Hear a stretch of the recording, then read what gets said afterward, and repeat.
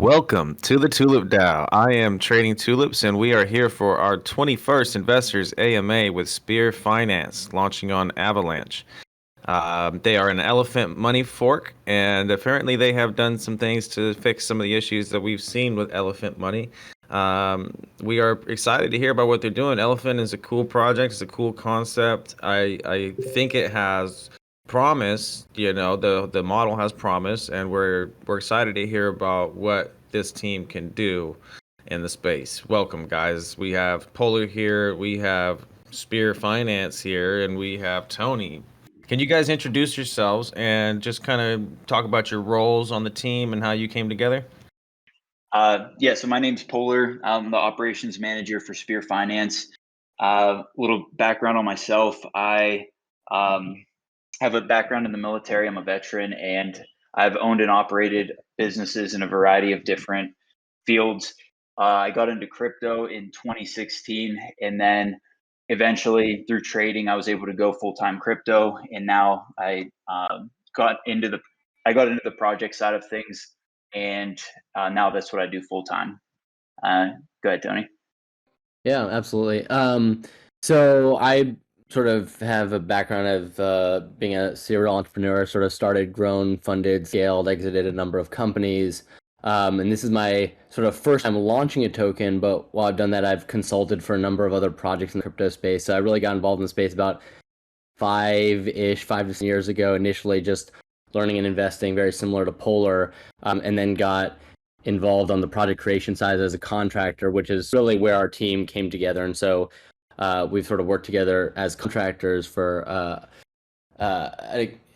sort of jump around. Just we're excited to launch Spear Finance and sort of tell you all about it. Thanks so much for having us here today. I guess I'll hand it over to Dev. Hey, everyone. I've been involved in technology and finance, algorithmic trading for several decades. Read the Bitcoin white paper the day it came out, and I'm involved in this project because I like it. Okay, and how did you guys all meet? Yeah, absolutely. So we sort of came together as contractors initially for another project that we're all doing sort of separate contract work from, and then from there developed a relationship and jumped around to helping out a couple different projects that way, and just got to know each other via contracting really, and working with the same projects and really coming to respect each other's work. Yeah. Okay. The reason I ask is we have seen a lot of issues with people who have acquired devs from kind of like random places, and then the devs end up scamming them, and the team has no clue. Yeah, no, we completely understand that. We've had quite some experience together, so we don't really view that as being an issue. And I can really into like some of the more specific reasons of things that we're doing that I think can negate that if you want me to sort of take it into there, or we can get into that a little bit on the road after we've sort of given some more background on the project. It's up to you. Yeah, I think you'll hear some things that we have to say about Elephant and what went down there that will give you some confidence in that space. When I said I've been involved in trading and finance for decades, that's in a regulated context. So, I understand what it is to be a fiduciary and to take security and the longevity of the project seriously. So that's not what's going on here. Right, and the majority of the team has met in real life. Good.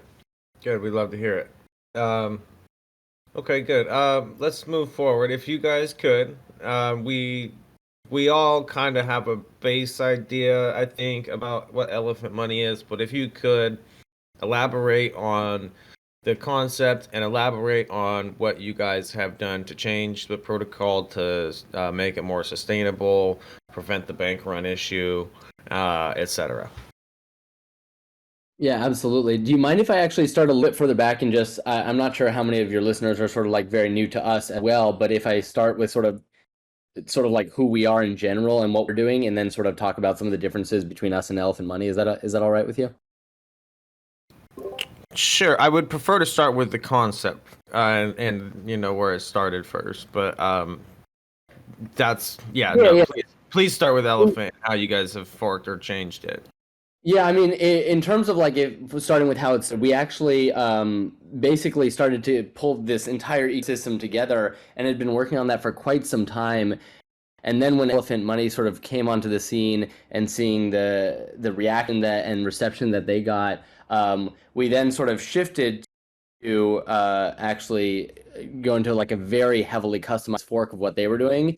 But initially, when we started looking at their contracts, we noticed a whole bunch of issues, which I'm sure Dev can talk about a little bit later. But that's really how we started. So we started a little bit separate, and then sort of ended up sort of merging what we were doing with some of their concepts because they were really unique as well, and that sort of led to what we're working on now. So I guess we're really creating a 10-year financial ecosystem from the ground up that really aims to bring like financial opportunity to every level of the community, sort of regardless of one's personal risk tolerances. So I guess getting into a little bit more of the specifics of what we're doing, and then I can sort of break down some more of the details of those differences.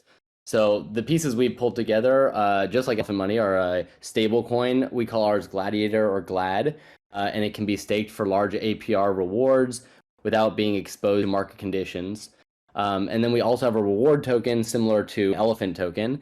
We call ours Spear, and that earns passive reward in every single transaction just by holding, and can all be used to bond for bonded yield asset, which turns your tokens into a yield asset, which will receive rewards at a specific daily amount for the next 10 years, as well as being sellable and transferable on the open market, so as not to lock you into your initial investment. That's a huge difference as well.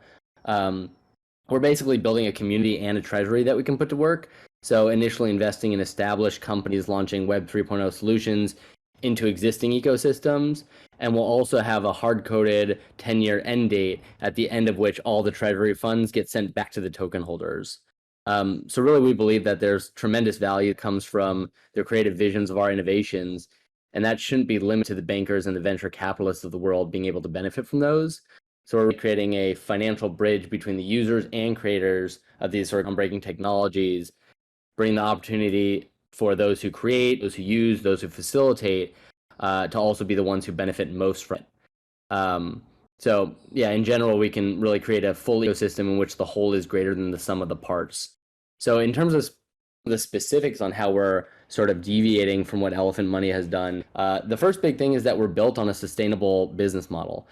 We basically worked an entire investment thesis here, similar to a decentralized VC firm, that is the basis for providing returns to investors instead of needing new members to come into the community for old members to make money. The next big thing, which is not just different from Elephant.Money, but really different from like almost every project in general, is we have a hard end date, right? This project is going to last exactly 10 years, and then it's going to end. And we've definitely never seen this before, and this allows us to solve a whole bunch of issues. One of the issues that it allows us to solve is typically there's no predetermined profit distribution at the end. There's no set way that this treasury gets eventually given back to all the investors and distributed. And so because of our hard date, we're able to say at the end of these 10 years, here's exactly how that's going to work, and here's exactly how everyone's gonna be able to exit and make a bunch of money from this. We also leverage our community to make a profit instead of just to grow the community. So sure, we have our alliance program similar to Elephant.Money's program, which is a referral program that lets us use the community to grow the community.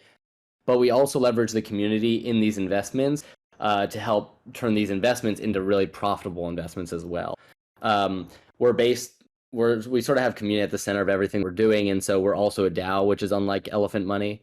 And then we also have no locked investment capital. So unlike with Elephant.Money, when you're bonding your tokens, there's no way to ever get back what you've bonded. And with us, we've sort of taken that concept, merged it with NFTs, so that there's still a way to exit that initial bonded investment, and really making it more into an asset, like a rental property that, sure, it's going to make a certain amount of money every month, but it can also be sold at any point. So those are sort of a couple differences, just to riff some off real quick. Right. I believe they had an exploit right? They did. They absolutely did. So yeah, it's probably good for us to just jump into that. So Polar, do you want to talk a little bit about that, and then maybe hand it off to Dev to talk about some of the details? Yeah, sure. We've definitely been getting this question a lot, and but yeah, in terms of Elephant's exploit, so and Dev can touch in more detail on this, but as soon as we started looking into Elephant's code, we noticed that there was issues across the board, and this was something that our dev brought up to the team immediately. Our first thought: bring this to Elephant.Money's team, the Elephant.Money team's attention. So I reached out personally to the Elephant.Money team, and that concern was kind of brushed off, and that was and the concern was brushed off to the audit company, which the audit company isn't responsible for the code. It's the team. It's the audit company is just auditing their code. But so I thought that was odd. Anyway, they told me to reach out to Solidity Finance on the matter. I reached out to Solidity Finance, and they let me know that they did make note of some of these issues in the audit report, but basically in the audit report, the conclusion was that you had to have trust in the team with some of these faults in the contracts. And I think the dev can speak a little bit more on some of these specific faults and what we're doing differently to fix them, or what we have done. Yes, please. That would be nice. So look, the first thing to realize about smart contracts is that that's just another name for software. Okay, the smart contracts are just software written in a different language called Solidity typically, and software has problems, right? There are various kinds of issues that can come up when you create software. There can be simple bugs. There can be other classes of problems like interactions with external components and how those are orchestrated. But overall, releasing a piece of software that isn't going to have problems is a quality assurance issue. And it was very clear right from the beginning when I started looking at the Elephant contracts that they were not a quality, they were not approached with a focus on quality. First of all, the contracts are barely readable. When you see a dev that's using cryptic parameter names and cryptic functions and copy pasting code that could be folded into a single implementation, that immediately for me creates warning flags. One of two things is going on. They're either trying to make the code hard to understand, which could be because they're preparing for a rug pull, or they're creating a scenario where they don't want a normal person to be able to read the contract code and understand what it's actually doing. And an interesting aspect of smart contracts is that when they're finally finished, they're typically not that complicated. They're relative to other pieces of code that are out there, they're not hundreds of thousands of lines. They'll be 100, 200, 300, 400 lines of code. And most of it is standards, right? You'll see like the ERC20 spec, things like that. And if you're really trying to release a quality project, you're going to stand on the shoulders of giants, right? You're going to use standard implementations for certain things like the Open Zeppelin tools, things like that, which have been battle tested, where the bugs have already been worked out, and you're not going to be, rolling your own implementations of basic functions. So those are all aspects of the Elephant contract that, we immediately identified, and that's why we decided not to release quickly. Look, when someone says they're going to fork a project and release it on a new chain, they could take the approach of let's just take the original code, make the minimum set of changes that are required so that it'll run on a new chain and release it. Boom, you're done. Okay. Well, what happens when you do that? You inherit, you buy all of the problems of that other project, and you don't really know what those problems are. So that's exactly not what we did. In fact, the original one of the original contracts, in the Elephant ecosystem, um, which uh, uh, which is the reward contract, is significantly changed from Elephant's code. And frankly, I was a little proud when Polar said to me, hey, I read the finished code that you sent over to me, and I kind of understood it. I mean, he's not a coder, right? So um, there's that. And then as far as specifics on the Elephant issue, um, that exploit was not really an exploit versus the actual sort of, um, it wasn't a bug in the code. It was an exploit that was a price manipulation exploit. And unfortunately, it's a specific um, weakness in distributed finance in general, right? Because you have these complex behaviors that are orchestrated between many components. You've got your DeFi exchange, you've got um, uh, systems out there that can do flash loans. You can take a flash loan for a large amount from one source, use that to spike the price, and while the price is spiked, do another transaction. And so you have to be careful how you code some of these things so that you don't allow reentrancy in your contracts. And those are kind of basic things that are easy to overlook if you don't carefully fork a project. So we're paying attention to all of that. In the end, an audit company is going to look at whether or not your contract meets the specs, whether or not there are any specific, evidence of overly permissive functions in the contract that could be called by anyone, or that could be called in a way that drains money. Well, Things that's like all a given, right? That's Yeah. all stuff that we fully understand. Everybody here gets it. The issue is the bank run. The issue is the price manipulation. The issue is this is a reoccurring thing with algo stables, pretty much all of them. So we need to know like what's been done with the code to fix it. Like, I mean, you said a lot, but We'll none of it talk answered the about question. all of the specifics of the things that we're doing, okay? Because that's part of security, is making it difficult for people to figure out how to exploit. And part of the issue with finance in general, and this is why regulated financial systems make certain specific things illegal, like front running or what have you, right? In a DeFi context, the only thing you can do is to put specific roadblocks in place that make certain kinds of transactions either too expensive or too slow, or increase the risk of running those transactions, so that an attacker who's trying to spike the price and has, for example, taken a loan in order to spike the price, is now going to be taking inordinate risk that a third party who is not the attacker might end up profiting from that spike instead of the attacker, right? Right.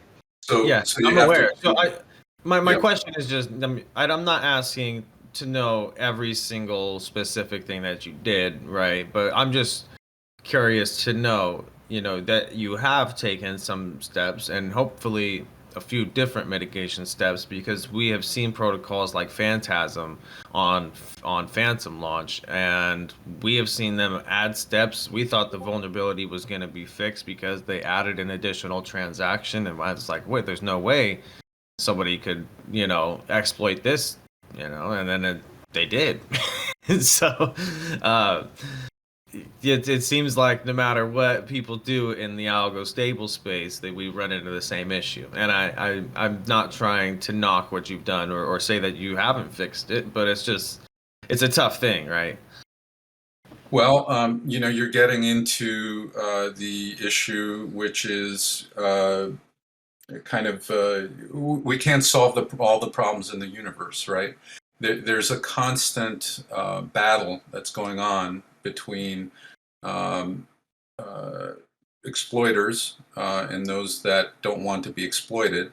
And frankly, the entire point of algorithmic trading is to make profit on information which is not easily available to the entire world, right? I mean, theoretically speaking, the way that algo traders make profit is to find alpha, is to find gains where those gains are not easily visible to everyone else. There are some basic issues in distributed finance that create risk, and all we can do is do our best to mitigate those issues.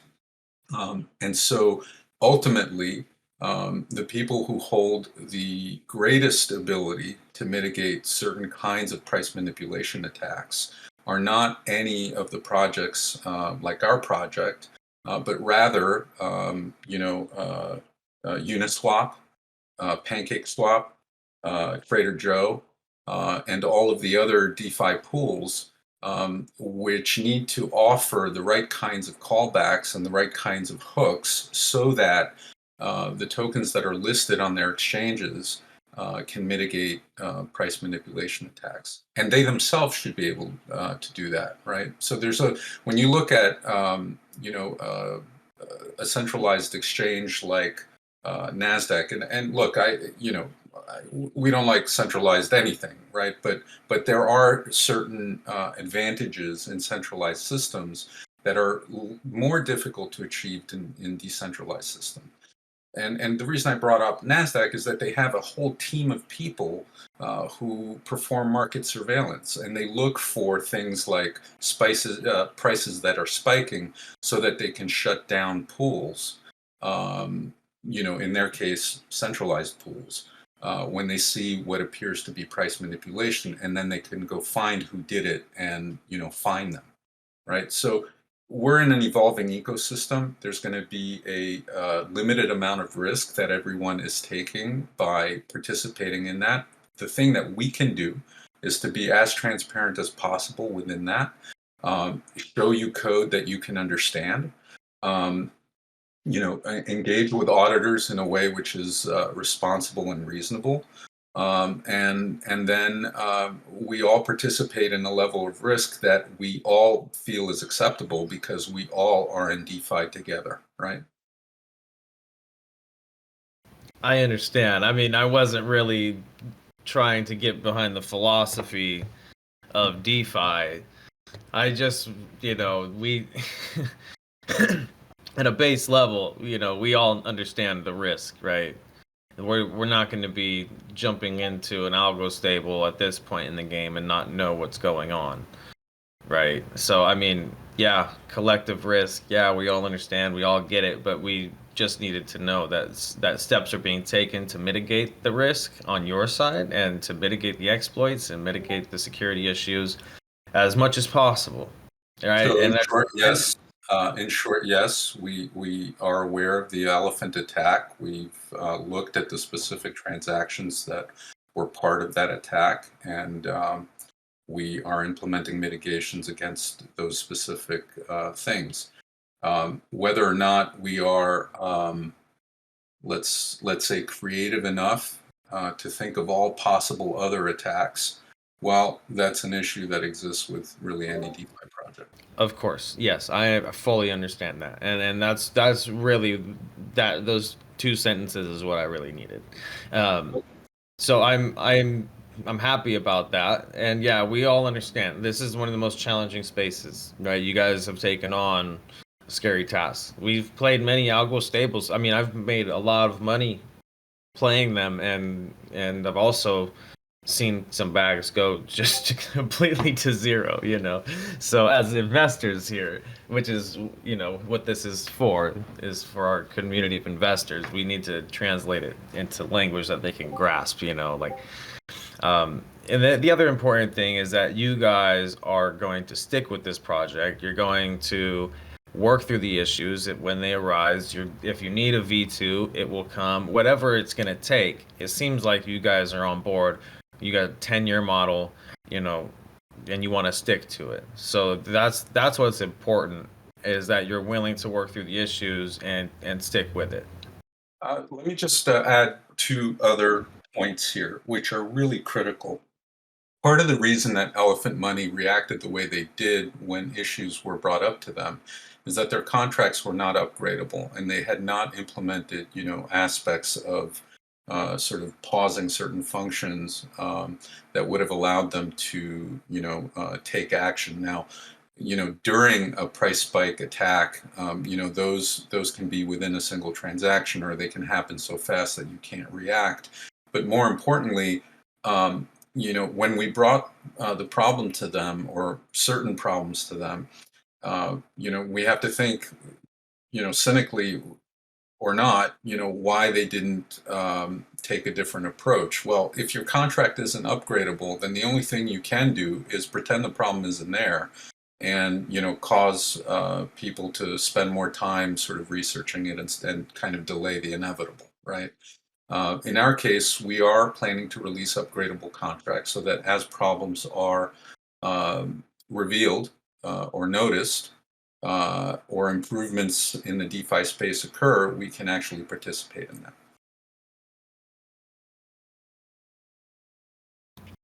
Excellent. Yeah, I would agree, and I think that is important for everybody to understand. So, would you say that? Obviously, I agree about not having upgradable contracts or contracts that have functions in them that allow you to, stop certain things, like pause your minting, or various functions that give you dynamic control of the protocol, so you have levers to pull when shit goes sideways.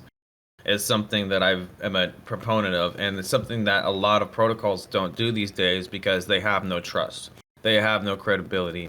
They don't do community building. There's no transparency, so the community doesn't trust them. So in order to build trust, what do?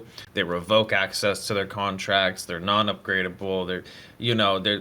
They lock their liquidity. All these things that prevent them and handcuff them from doing things that they need to do in case something does go wrong. And it's really important to be able to have dynamic control. If you have a strong team and you guys know what you're doing, you need control of the protocol to be able to raise taxes, lower taxes, pause farming or pause deposits or pause minting, whatever it might be for your specific protocol. I think it's important to be able to change on a dime and try to find sustainability, because nobody has figured out the equations yet, right? None of this stuff is an exact science. It's not like you just fucking plug this shit into the wall and it starts working. It's not that. So it's important, and I think that's very cool that you guys understand that piece. Appreciate that. Absolutely. Yes, we do. And the other point I can make is that as the DeFi space continues to evolve, you're going to see tools like, you can go take a look at Open Zeppelin Defender, for example, right? Those are starting to sort of, become available. And these are essentially dApps that are aimed at the at the team, behind a particular project, so that you can do all of the functions that you just mentioned in a standardized way. And I think as DeFi evolves further and as those tools become available on multiple chains, you're one of the sort of grades that you can give to a project is, how many of those tools have they adopted, and whether or not they're taking part in that ecosystem as well. Right, very true. Treasury management is another big hurdle we see projects face with, and a lot of times we see them fall short. A lot of times we see treasuries mismanaged. We see them not really utilized for anything. It's like people acquire all these assets and then they don't use them to strengthen the protocol. They don't use them really to do anything out of the ordinary, you know. And it's like now you got millions of dollars and your marketing looks the same and your team hasn't grown and you know, like stuff like that. So it's important to have somebody in place and to have, you know, a vision for your scaling as things move forward. And it seems like you guys have some entrepreneurs on board, and I'm sure you guys got plans. So could you speak on that a bit? Yeah, absolutely. I think you hit the nail on the head there. It's crucial. I mean, being able to, I mean, going from 0 to 1 is a very challenging thing to do, but it's also a huge challenge to go from 1 to 100, right? And that's sort of where the treasury really comes into play. And it's one of the reasons also why we're sort of doing this investing in stages. I mean, aside from just bolstering the team and the marketing and the other pieces that are essential to the Spear ecosystem growing, just on the investment side.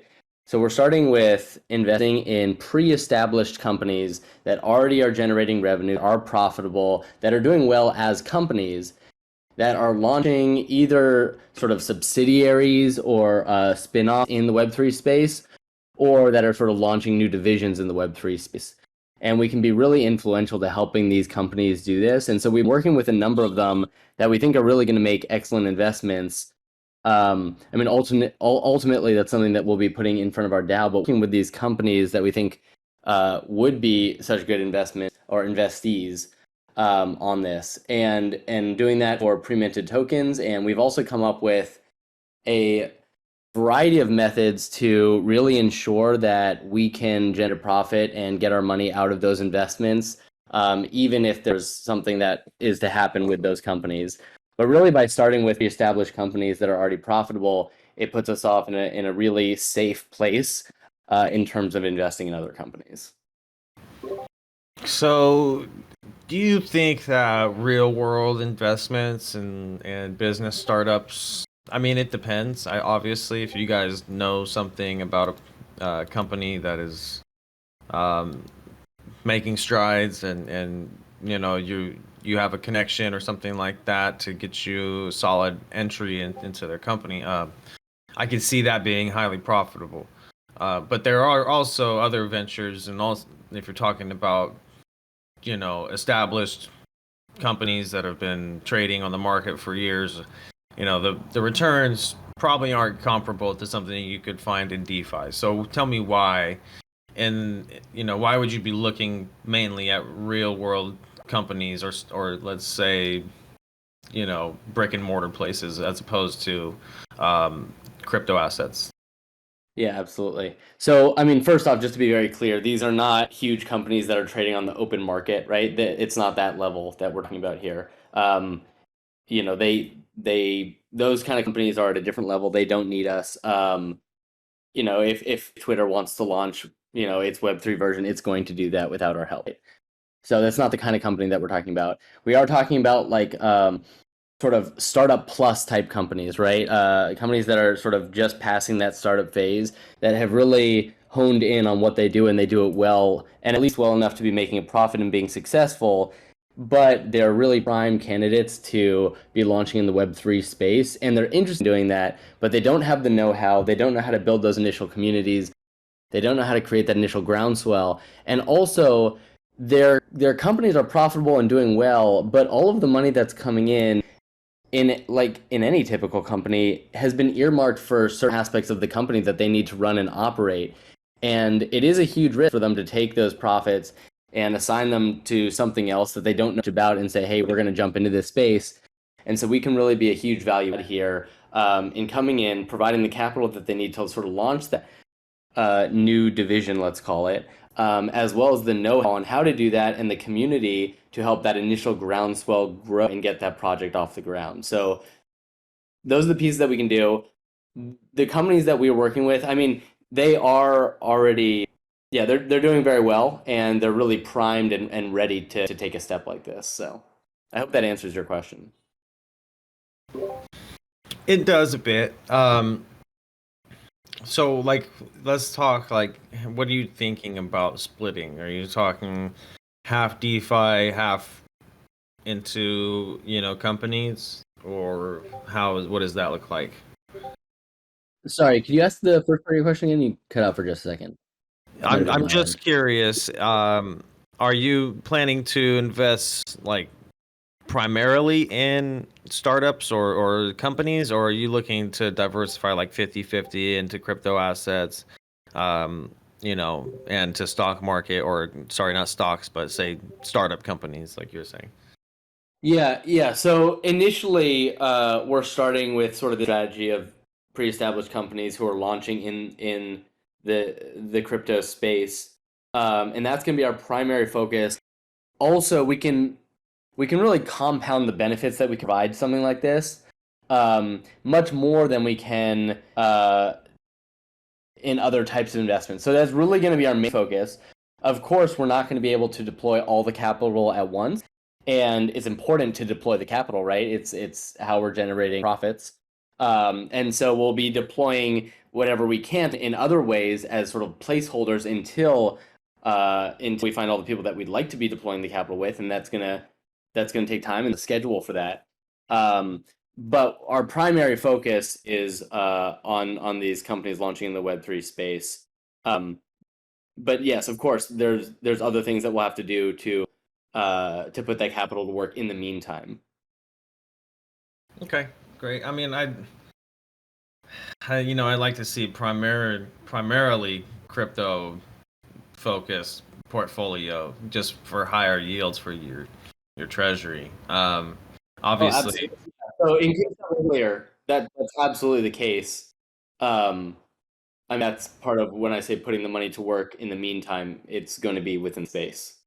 Right. It's much easier, and it sounds like you guys are U.S. based, so you got a lot of issues bringing that money out, just like I do.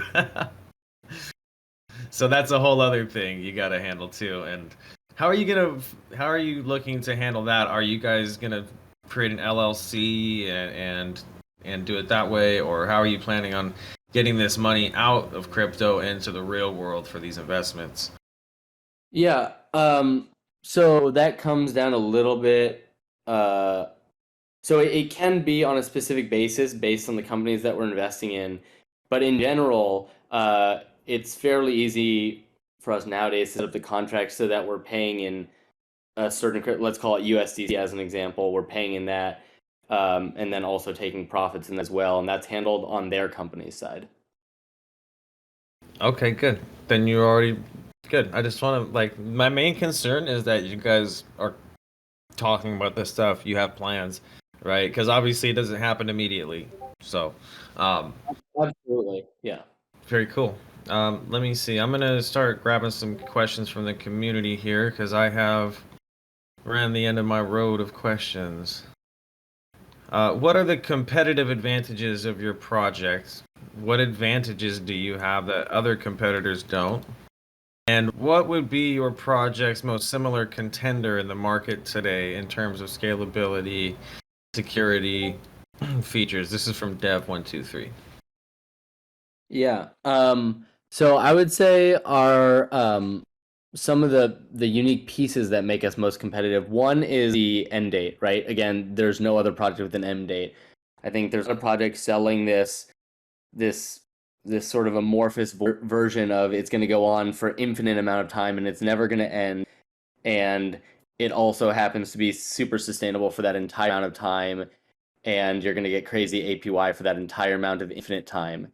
And these are a whole bunch of pieces that don't really work together super well. And so the end date allows us to actually fulfill on a lot of the promises that we're making, in terms of sustainability and guaranteeing a certain reward and all of those pieces. So the end date is really crucial in as sort of like the backbone to everything that we're doing.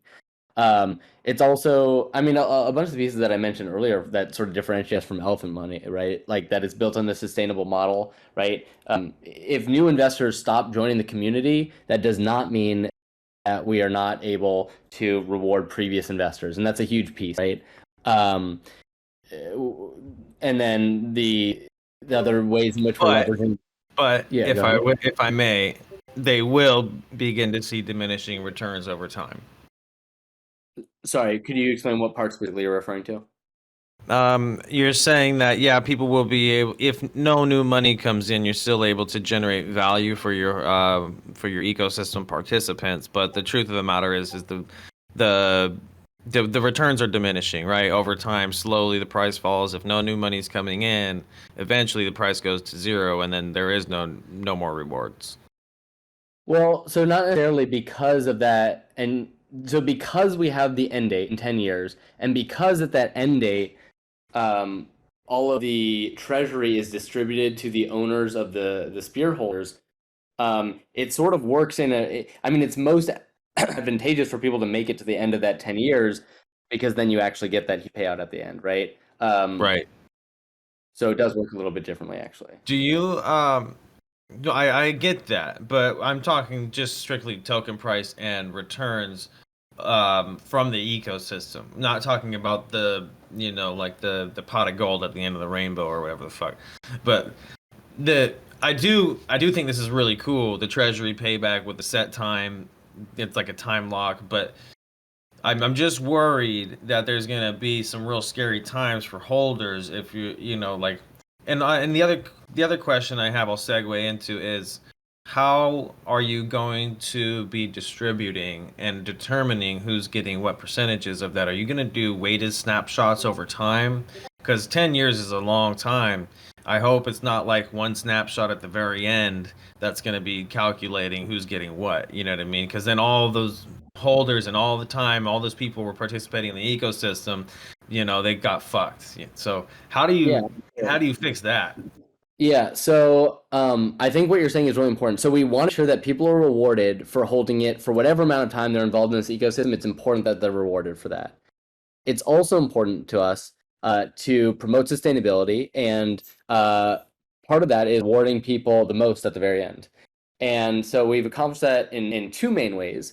So one is that with these investments that are being made, when there is a profit that's made, 90% of the profit of those investments is used to buy and burn a Spear token, increasing the for everyone and giving people the opportunity to exit earlier because that price is reflected in the buying and the burning of the actual Spear token if they're not someone who wants to or is able to hold until the very end of the 10 years. So that's the first piece. The second is, at the very end of the 10 years, we do distribute the treasury to all the Spear owners in the amount that they're holding the Spear. And so sort of like you were saying, it is basically a snapshot at the very end. And this is important because what this does is it basically makes it so that this factor is sort of priced in throughout the entire 10 years into the price of Spear, right? Because at every point in Spear, you basically have to look at the amount of time left, the amount of rewards you get by holding that Spear, and what that will be at the end of the line, right? So it's something that's priced in the whole time, but also motivates the holders of Spear to continue to hold it. Great. Yeah, that's important. I think that could still be perfected a bit. I think that you have a lot of time to figure it out. So, maybe I would take some time and maybe have a meeting between you guys or whatever and discuss the most fair way to make sure that all participants are rewarded for their time in the ecosystem. So do you mind if I actually speak towards that very briefly? So I think what you're saying, you hit the nail on the head, is we don't think that this is perfect. We think that it's very good, and we've solved a lot of problems here. But part of the reason why we're built on a DAO and why we are engaging with our community so heavily is because we think that there's tremendous value that the community brings to the table. And so as an example, when we put out sort of the benefits of being on our whitelist, we really listened to the feedback that everyone had, and we ended up tweaking the benefits of being on the whitelist accordingly to what, and we took into account what we had heard. And so we're looking to do that with everything that we do. And so absolutely we'll be always listening to the community, always willing to tweak and adapt. And I think to have a 10-year timeline, a long amount of time, and I think if you had a 10-year timeline and you weren't willing to adapt and change with the times as new information come up, as the world changed, that project would be destined for failure. And so I think it's absolutely something that we're open to and always looking to do, right? How do we constantly improve? Yes, very, very important. And like I was saying, it's impossible to go into these things and have all the problems solved. I I spent months, brainstorming and developing tokenomics models and how to make things sustainable. And then after you launch, you're like, oh shit, we should do this. Oh shit, we should do this. It's like it's like you could be as prepared as you want in this space, but things change so fast that, you have to be able to be dynamic and change and pivot and stuff. So as long as you're aware and you guys are discussing these things, that's what's important. It seems like you guys are all capable, intelligent guys, and as long as you stick together and you stay creative in your problem solving and you stay engaged with your community, you should be successful. So anybody from the team want to ask some questions? I'm about spent. Well, we do have questions on the AMA questions, I hope. There's 10. Let me see. I think I answered a lot of these. Let me ask a quick one. For somebody who hasn't engaged with Elephant or doesn't know anything about your protocol, like how do you engage with it as an investor? Is it a tune fork? I keep hearing algo stable. Yeah. So your question is how do we engage with Elephant, or how does an investor engage with Elephant? No, I don't know anything about Elephant. You guys are something different. You're your own protocol. Pretend somebody doesn't know anything about Elephant. Mm-hmm. How do you engage with Spear Finance, like as an investor? Is that exactly? Okay. You land on the Got website. it. What do you do?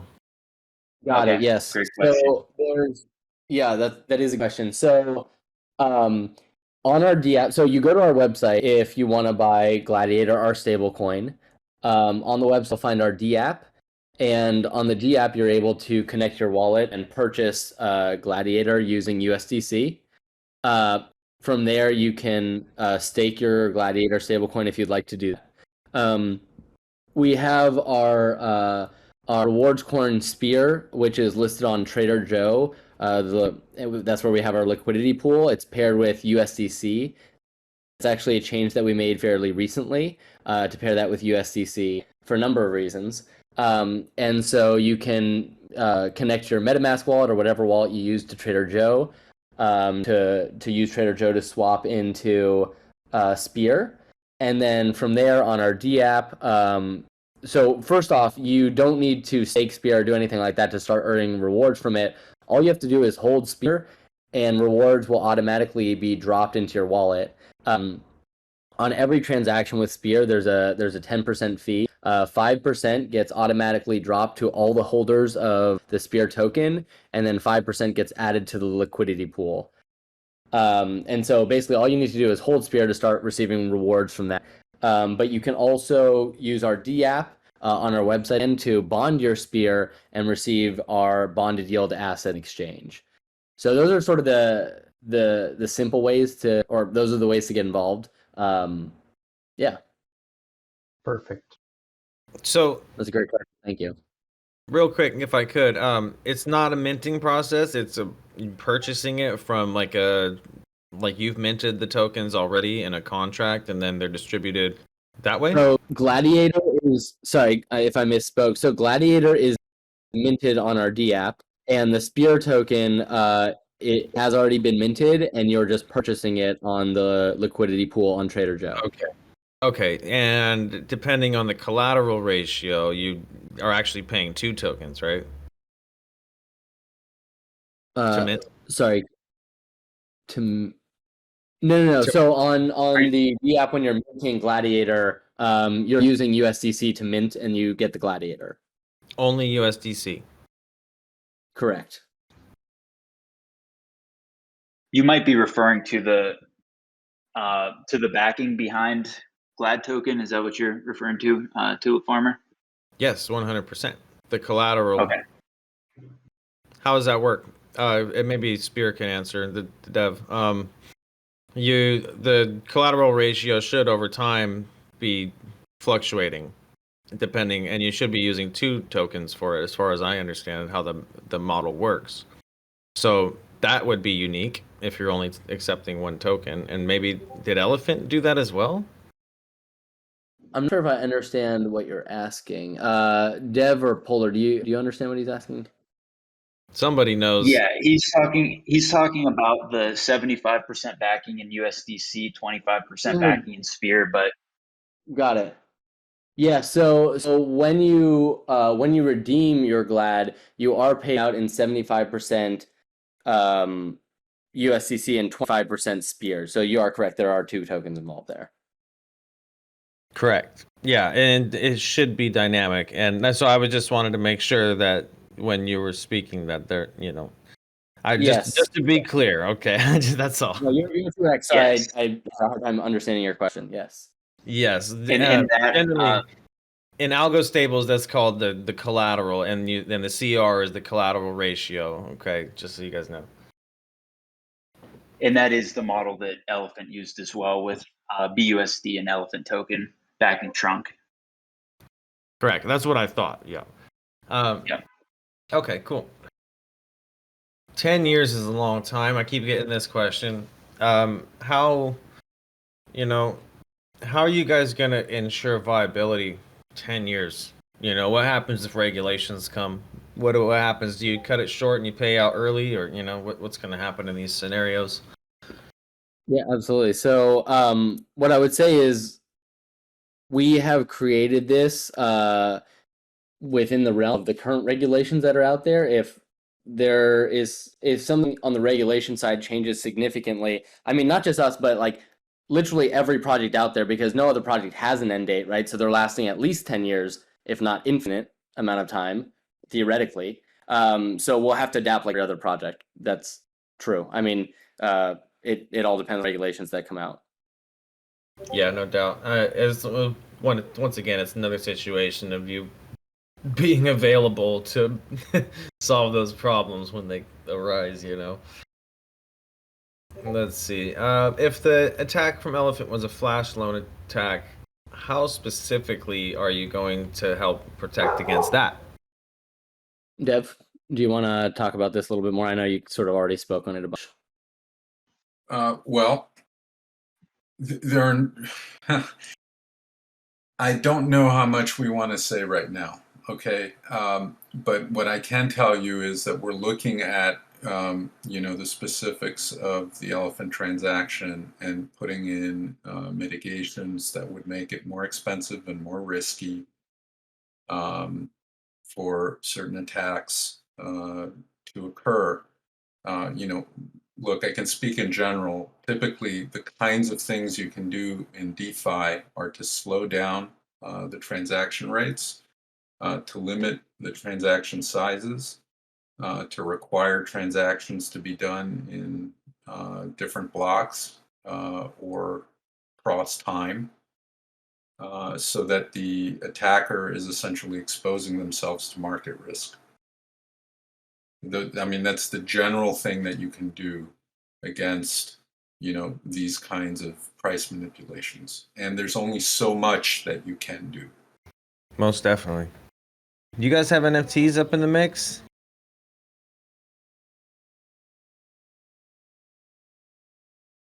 So are you referring to Sphere Finance, NFTs related to Sphere Finance? I didn't know you guys had NFTs. We haven't talked about them. So, okay, let's see. This guy, Dab123, again says, not all NFTs that are offered are valuable, obviously. Okay. Yeah. I mean, what utility do your NFTs have? Why are they different? Yeah, absolutely. So really we've used NFTs to turn normal bonding into our what we're calling bonded yield assets, right? And so attaching NFTs to them just makes it easy for them to be bought and sold and transferred, which is important because if they can't be bought and sold and transferred, it's hard to assign a specific amount of value to them that is tangible.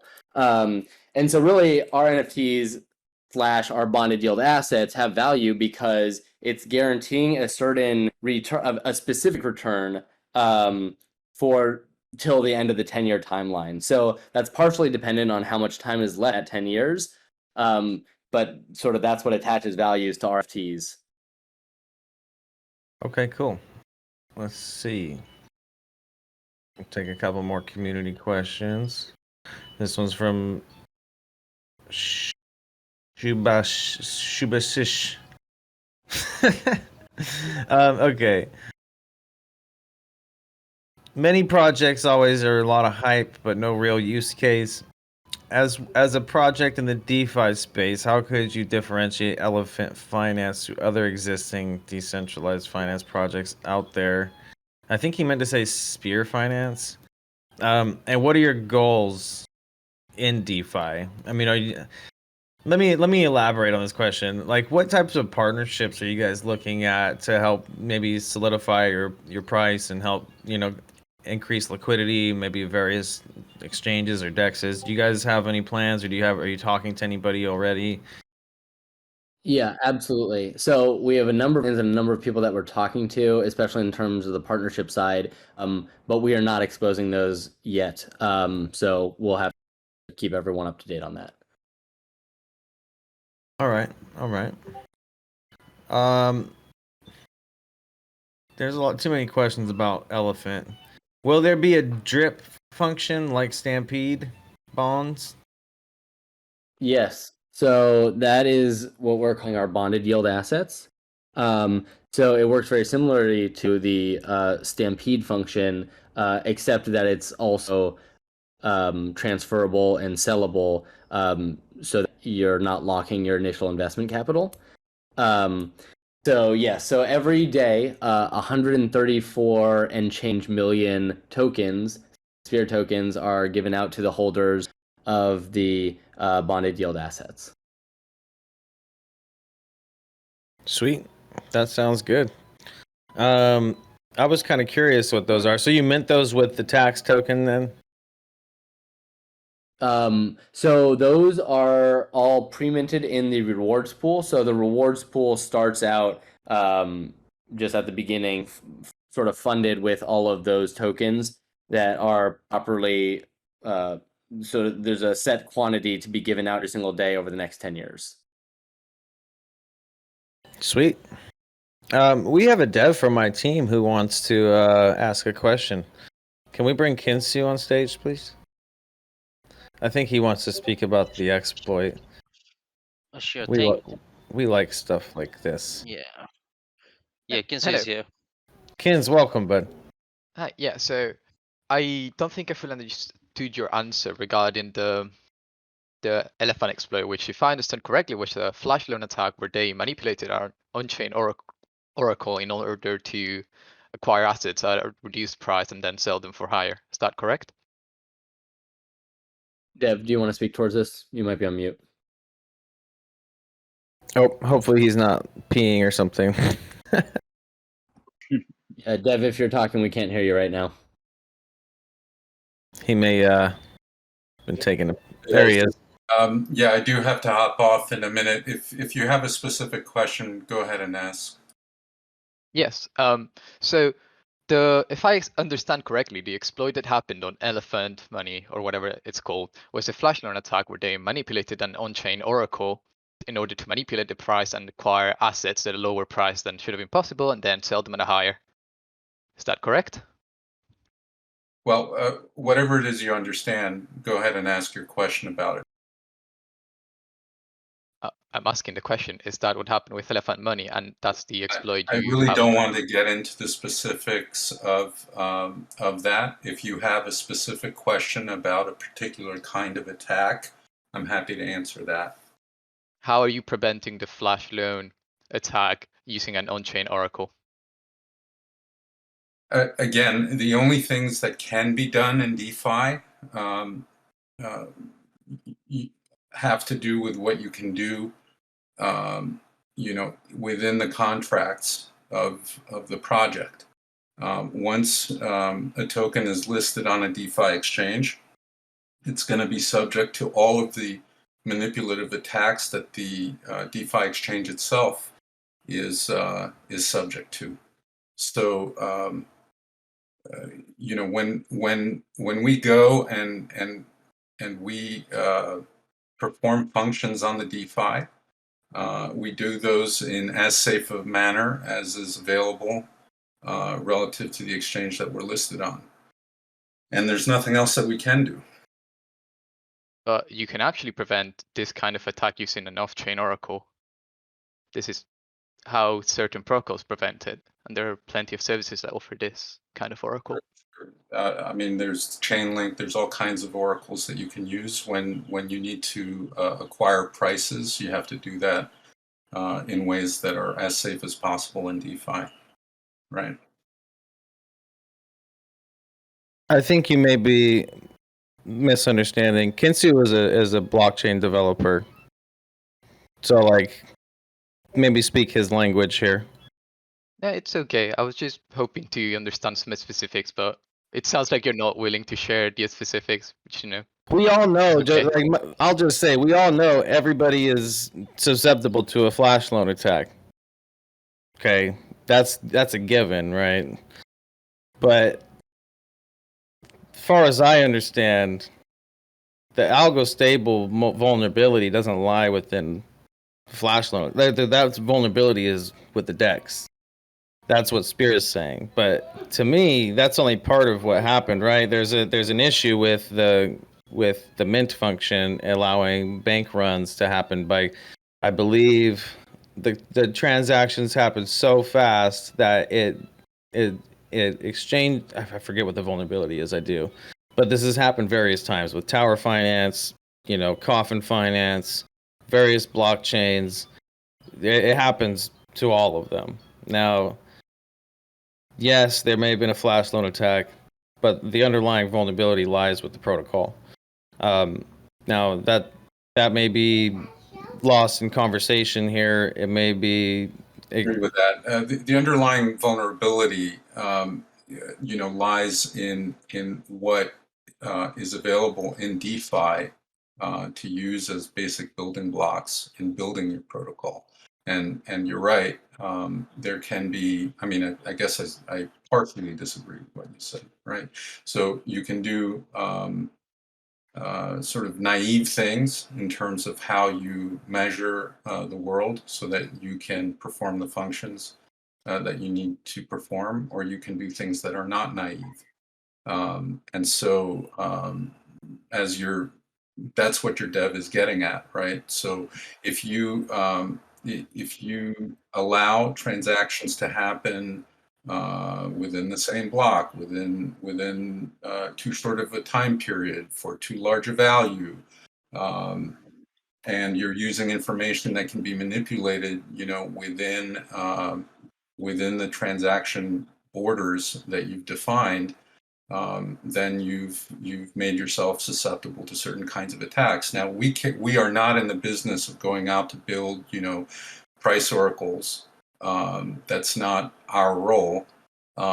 So what we can do is to use the best available tools, to implement each transaction that we do support in the system. And all I can say at this stage is that we're going to do our best to use the best available tools. That's all we can do.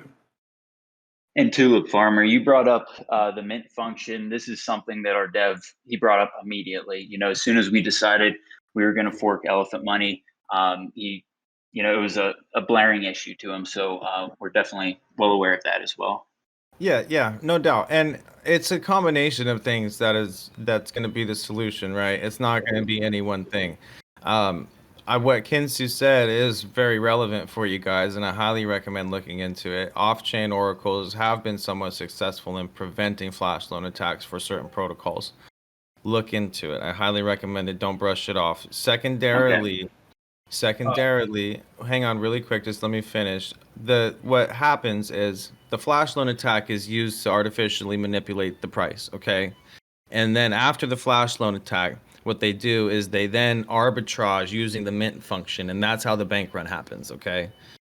So the price manipulation allows them to arbitrage at massive value for them and exploit the protocol, and then your tokens go to zero, right? So that's the concern. It is a combination of things. Yes, there are inherent insecurities or vulnerabilities in DeFi as we, especially push these limits with algo stables and things. We all understand it, right? It's just a matter of understanding it, doing our best to mitigate it, and problem solving. So yeah. Yeah, absolutely. Look, we're on a public channel here, and I just want to be careful about, the things that we uh, uh, talk about and in the level of detail that we talk about them. I would actually invite a conversation with your dev or anyone else who wants to, provide input or ask questions about that in private, and in order to potentially, increase or I should to use more specific words, who help to help us harden, the project against certain kinds of attack. We're completely open to that. Uh, my answer and the way I answered has more to do with where we are and where we're talking, as opposed to anything else. Right, yeah. And I understand from a security standpoint, you don't want to tell people that exactly what you're doing, because these developers, the reason why it only takes them a certain amount of time with each protocol to crack it is because something changes, and they have to figure it out. They have to figure out, okay, we have to readjust this transaction to be a little bit faster. They have to make smaller transactions because the max mint size, things like that. Yep. So look, and there's only so many ways to solve, a given problem in DeFi. So, again, I invite any conversation you and your devs would like to have in private about that. We're doing our best to harden the project against these kinds of attacks. And in general, DeFi is going to be subject to certain manipulations. And what we're also hoping for is that the DEXs, evolve over time as these attacks become more mainstream, frankly, right? Yep. As more and more plebs start posting these YouTube videos without a flash loan and all this shit, man. Yeah. And it's funny because when you see the flash loan thing advertised, it's never a malicious thing. It's always like how to make money really quick with one click. Like, not how you're gonna fuck a protocol and like a whole community of investors in one click. Anyway, I appreciate you standing and going toe to toe there. It's obviously you guys have taken on a challenging protocol to run, and it's just something that we have to do here in order to get to the core of it. Make sure you guys know your shit. Make sure you guys understand before we tell our community to start buying and investing. So I'm the gatekeeper. That's why you guys got to deal with the tough questions. And, I've been through the ringer, man. I was there for the first algo stables launched on Ethereum in 2018, 2019, or whatever. No, sorry, end of 2019, early 2020. So, I mean, DeFi, you guys are right. DeFi is a fucking crapshoot. DeFi is the Wild West, and there's only so much we can do here. But it sounds like you guys have a capable team. It sounds like you guys are fully prepared for the challenges in front of you, and I'm interested to see how it plays out. I like I said, I made a lot of money with algo stables, so we are. I'm optimistic. And I'll be definitely most likely playing the launch and watching you guys' growth. If you guys want to tap us, like you said, for a conversation, maybe advising on tokenomics and things like that, or just whatever, feel free to ping us. We also offer KYCs, and if you want an entry-level audit, we got you. It's been a pleasure. I think that we are good. Is there anything else anybody on the team wants to say? I think that this is a great AMA, you guys. Yeah, I really appreciate you having us. This is a lot of fun. Thank you. Yeah, we appreciate the difficult questions. Thank you for that. Of course, man. The community is gonna love it. Honestly, that you guys show your community this, that you guys stood here and fought through the tough questions, man. They'll love it for sure. Totally. Cool. Well, I'm gonna close this out then. This has been our 21st Investors AMA with Spear Finance, brought to you by the TulipDAO. I am trading tulips, and we now provide full compliance offerings for fledgling protocols, beginning with deep dives and AMAs to KYCs, the most rigorous KYC on any blockchain that is actually worth a shit. Go throw your Assured DeFi KYC in the trash can and come get a real one. Thank you for coming to the TulipDAO. Let's go.